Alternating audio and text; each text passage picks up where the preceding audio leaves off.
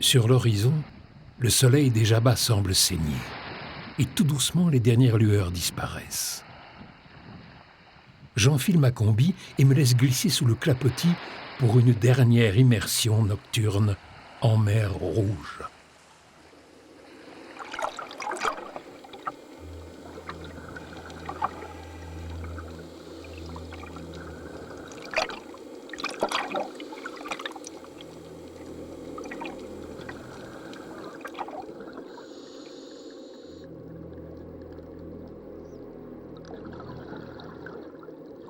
Sous la surface, la nuit s'est aussitôt refermée.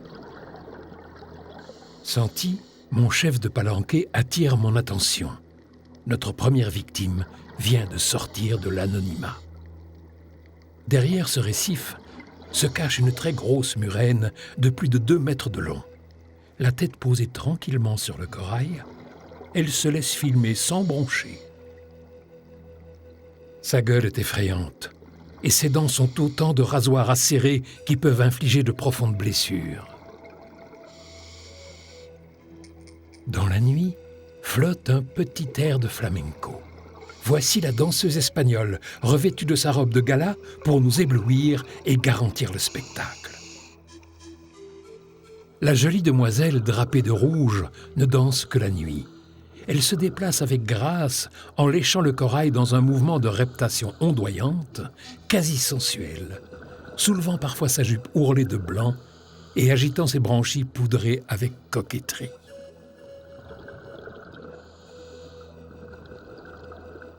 La seiche possède 8 bras courts munis de ventouses et 2 longs tentacules.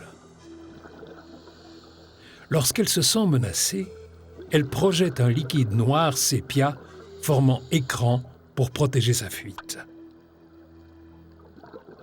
Cette poche d'encre existe aussi chez les calmars et les poulpes. Ces derniers ont 8 tentacules garnis de 2 rangées de ventouses qui leur permettent de palper les objets qui les intriguent, saisir leur proie ou déplacer de petits blocs rocheux afin de masquer l'entrée de leur trou.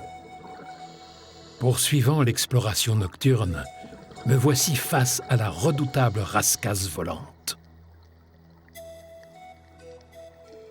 La nuit, elle chasse à l'affût des petits poissons et des crevettes, bloquant ainsi toute issue avec ses nageoires. Sa cousine, la superbe rascasse épineuse, a troqué les jolies plumes pour de longs piquants venimeux. La raie pastenague à poings bleus est timide et pacifique. Le poisson pierre est le plus abominable par sa laideur et sa dangerosité. La nonchalante cigale de mer prend la couleur des fonds qu'elle fréquente. La langouste, également dépourvue de pinces, est dotée d'une carapace plus épineuse. Cette nuit, la chance me sourit. Sur un fond sableux, une serpentine à bandes sinue en ondoyant entre les rochers. Malgré son apparence, ce n'est pas un dangereux serpent de mer, mais un poisson très craintif et particulièrement inoffensif. En plongeant de nuit, avec de puissants projecteurs, c'est alors que se révèle toute la beauté de la faune et de la flore des récifs coralliens. Ce qui en journée n'est que massifs colorés et forêts endormies, devient, à la lumière artificielle, un éblouissant spectacle de mouvement et de vie nocturne.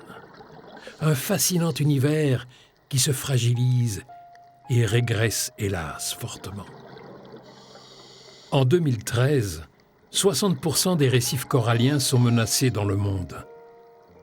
La surpêche d'espèces comestibles diminue les stocks de façon drastique et le braconnage d'espèces menacées met en péril la biodiversité marine. Cette agression faite à la mer est le fruit de la cupidité des hommes.